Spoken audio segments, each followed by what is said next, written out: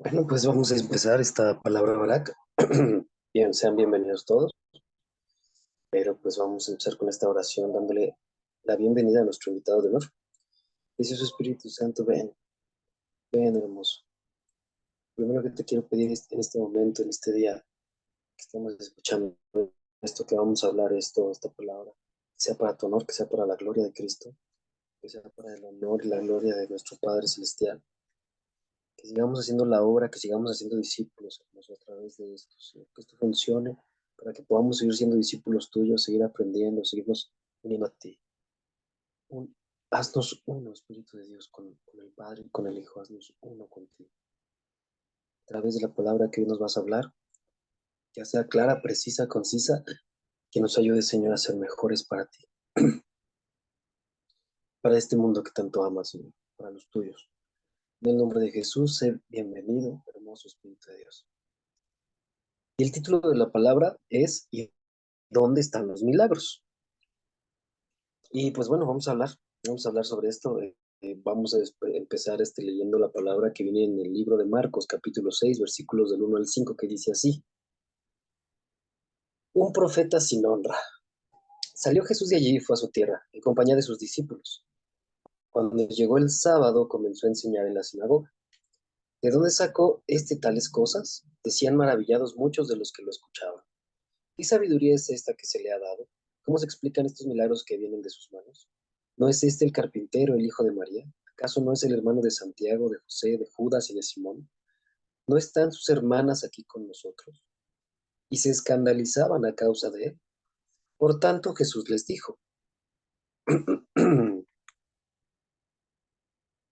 En todas partes se honra a un profeta, menos en su tierra, entre sus familiares y en su propia casa. En efecto, no pudo hacer allí ningún milagro excepto sanar a unos pocos enfermos al imponerles las manos. Y él se quedó asombrado por la falta de fe de ellos.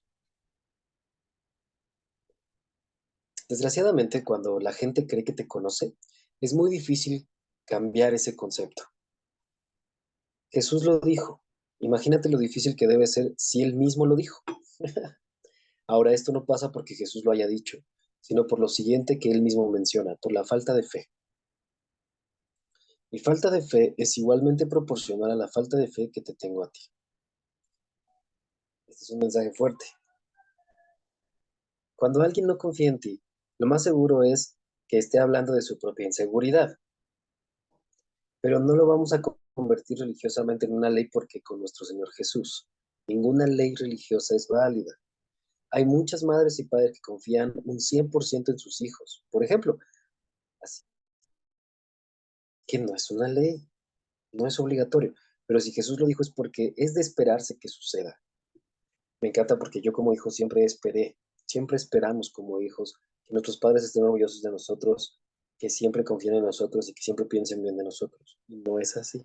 Y no es así, no es tan fácil.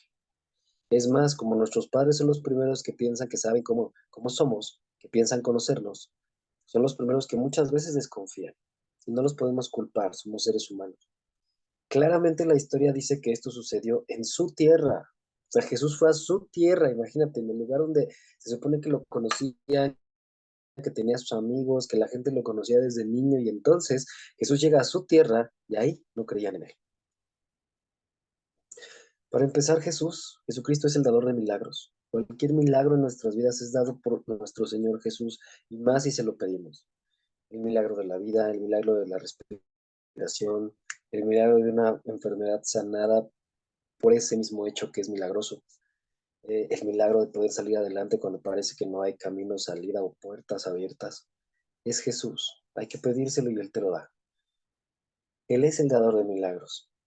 Entonces, ¿por qué no habría de poder hacer milagros en su propia tierra? Bueno, más que una respuesta, quiero compartir esta revelación que Papá Dios me da a mí, que me habla a mí directamente. Me dice: a ver, Andrés, esto te estoy hablando en esta parte de la Biblia, en esta parte de la palabra. Él lo que quiere es que trabajemos en equipo con Jesús. Jesús vino a ser el ejemplo de lo que nosotros deberíamos estar haciendo.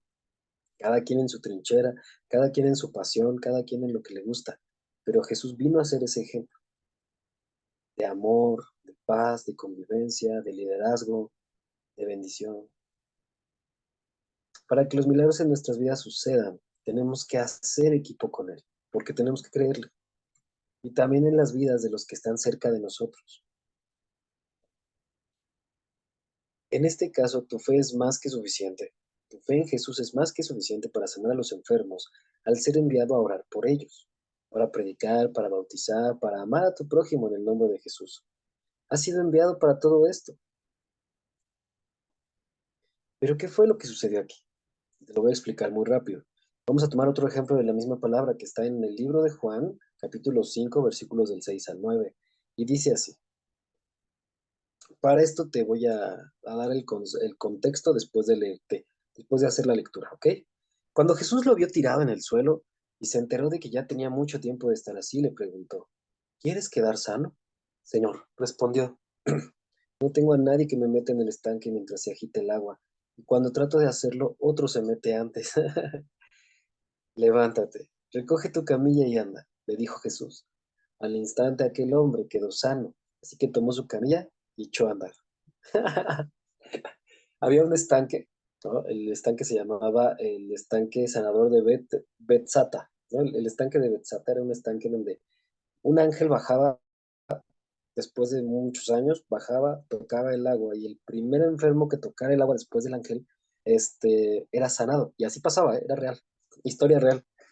Entonces, por eso Jesús se acerca a este hombre que tenía 38 años, 38 años enfermo. Le dijo que sí. ¿Cómo? Respondiendo, no tengo a nadie que me meta en el estanque mientras se agite el agua. Y cuando yo ya llegué al estanque, otro se metió antes y recibió su sanidad. Alguien se la gana. Entonces, ¿cuál es la diferencia entre este hombre al cual Jesús sanó y los de su tierra? Justamente que él no conocía a Jesús, no era de su tierra, era la primera vez que hablaba con él. Y entonces Jesús llega por primera vez a su vida y le dice, ¿quieres ser sano? Y pues el hombre dice, pues sí, no sé tú quién eres, no sé a qué veniste, no sé por qué me lo preguntas, pero sí quiero quedar sano. ¿Y qué hace Jesús? Lo sana. Eso me encanta. Perdón, tengo un poco de tos. Y Jesús ya está sanando, por cierto. Entonces, dale la respuesta correcta a Dios, dale la respuesta correcta a Jesús y Él lo hará. Jesús es increíble. Entonces viene otro ejemplo que ahora te quiero dar para terminar nuestra idea. Y entonces irnos a pensar en cómo poder seguir haciendo equipo con Espíritu Santo para ser no solo usados o amigos de Jesús, sino seguir viendo milagros en nuestras vidas de su parte. Vamos a leer el libro de Lucas, capítulo 7, del 1 al 10. La fe del centurión. Cuando terminó de hablar al pueblo, Jesús entró en Capernaum. Había allí un centurión cuyo siervo, a quien él estimaba mucho, estaba enfermo a punto de morir. Como oyó hablar de Jesús, el centurión mandó a unos líderes religiosos de los judíos a pedirle que fuera a sanar a su siervo. Cuando llegaron ante Jesús, rogaron con insistencia: Este hombre merece que le concedas lo que te pide. Aprecia tanto a nuestra nación que nos ha construido una sinagoga. Así que Jesús fue con ellos. No estaba lejos de la casa cuando el centurión mandó unos amigos a decirle: Señor, no te tomes tanta molestia, pues no me des bajo. Por eso ni siquiera me atreví a presentarme ante ti. Pero con una sola palabra que digas quedará sano mi siervo, porque yo mismo soy un hombre sujeto a órdenes superiores, y además tengo soldados bajo mi autoridad. Le digo a uno ve y va, y al otro ven y viene. Le digo a mi siervo haz esto y lo hace. Al oírlo, Jesús se asombró de él, y volviéndose a la multitud que lo seguía comentó: Les digo que ni siquiera en Israel he encontrado una fe tan grande. Al regresar a casa, los enviados encontraron sano al siervo. Jesús se sintió asombrado por la fe del centurión. Esto ya lo habíamos platicado en otra palabra. A quiero llegar. La fe del centurión sanó a su siervo, que también era su amigo. Está increíble, está increíble. La fe del centurión sanó a su siervo, que también era su amigo. Nosotros somos capaces de pedir milagros por nuestros amigos y papá Dios los va a hacer por nuestra fe, por nuestra oración. Todo se va conectando al final. Quiero que entendamos que creemos en el único Dios verdadero y Rey de Reyes, Jesús. No solo lo sorprendemos con nuestra fe, sino que también nuestra fe moverá montañas. Y aquí es a donde quería yo llegar. Veamos el último versículo con el que nos despedimos. Oramos y la palabra se dio sola a través de la misma palabra. Gracias, papá. En el libro de Mateo, capítulo 17, versículo 20, dice, cuando terminó de hablar al pueblo, Jesús entró en Capernaum. Había allí un centurión cuyo siervo, a quien él estimaba, perdón, es del 1 al 20. Es del 1 al 20. La historia es completa para que la entendamos. Había allí un centurión cuyo siervo, a quien él estimaba mucho, estaba enfermo. Ah, este ya lo leí, discúlpenme. Ok, denme un momento porque me equivoqué y copié la anterior. Denme un momentito, vamos a ponerle pausa. ¡Listo! Eso me encanta. Cuando grabamos la palabra es padrísimo porque podemos captar esto rapidísimo. En Mateo 17, capítulo 17, versículo 20 dice, por la poca fe que tienen, respondió, les aseguro que si tuvieran fe tan pequeña como una semilla de mostaza, podrían decirle a esta montaña, trasládate de aquí para allá y se trasladaría. Para ustedes, nada sería imposible. ¿Por qué les dice esto Jesús a sus discípulos? Porque les trajeron a los discípulos un niño endemoniado. Ellos oraron por él, trataron de liberarlo y no pudieron. Y entonces cuando le preguntaron a Jesús, Señor, ¿por qué nosotros no pudimos liberarlo? Él les contesta, por la poca fe que tienen. Les aseguro que si tuvieran fe tan pequeña como una semilla de mostaza, podrían decirle a esta montaña, trate de aquí para allá y se trasladaría. Para ustedes, nada sería imposible.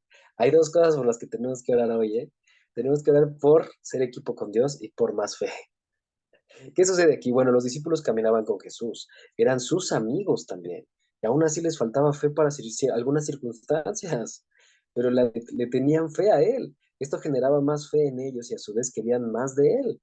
La revelación que papá me dio, que hoy te comparto, es trabaja en equipo con Él, créele, cree en Jesús, cree en sus milagros, cree en que irás al cielo con Él. Cree que siguiendo sus pasos, que estando cerca de Él, Él te guiará a tu destino eterno. Él ordenará todo con tu ayuda. Damos pasos de fe, tomamos decisiones de fe cuando le creemos. Aún con todo y miedo, la fe no es la falta de miedo, sino la toma de decisiones creyendo que el miedo no nos va a detener en el nombre de Jesús. Entonces, y para terminar con esta historia, papá me dijo, está bien que creas en mí, hijo, para salvación. Está bien que te esfuerces por amarme y amar a tu prójimo. Aplica tu fe en Cristo para todo y veremos cómo Jesús en todo. Y veremos a Jesús en todo. Aplica tu fe en Cristo para todo y veremos a Jesús en todo. Ver a Jesús en todo es ver cómo todo se ordena, cómo todo sale adelante, cómo todo, yo por ejemplo que ahorita estoy un poco enfermo de tos, cómo yo estoy siendo sanado por él. Aparte de tomar mis medicamentos, ¿no? Honor a quien honor merece, recuerda, fui al doctor, tomo mis medicamentos, sigo la receta y al mismo tiempo oro por esta sanidad que Dios me puede dar. A mí me fascina cuando Jesús sana a los enfermos de cáncer, cuando ya los doctores dijeron que ya no había nada más que hacer. Sí pasa, sigue pasando.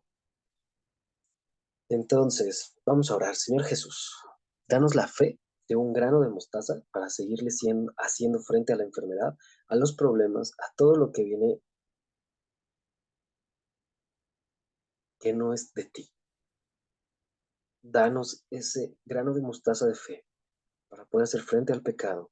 Te pedimos que esta fe sea suficiente para mover cualquier montaña de problemas, de enfermedad, de ansiedad, de angustia que podamos llegar a tener enfrente. Padre, en el nombre de Jesús te creemos. Esta mañana te entregamos nuestro corazón, creemos en ti. Te doy mi vida entera, Señor, para que tú la ordenes, para que se haga bajo tu voluntad y no bajo la mía. Te lo damos todo hoy, Señor Jesucristo. Te entregamos nuestro corazón y nuestra vida. Te agradecemos mucho por esta palabra que nos da aliento, que nos da vida. Esta palabra con la que nos das paz. Gracias por tu paz, hermoso. En el nombre de Jesús. Amén y amén. Muchas gracias por escuchar. Espero que sea de bendición y seguimos adelante.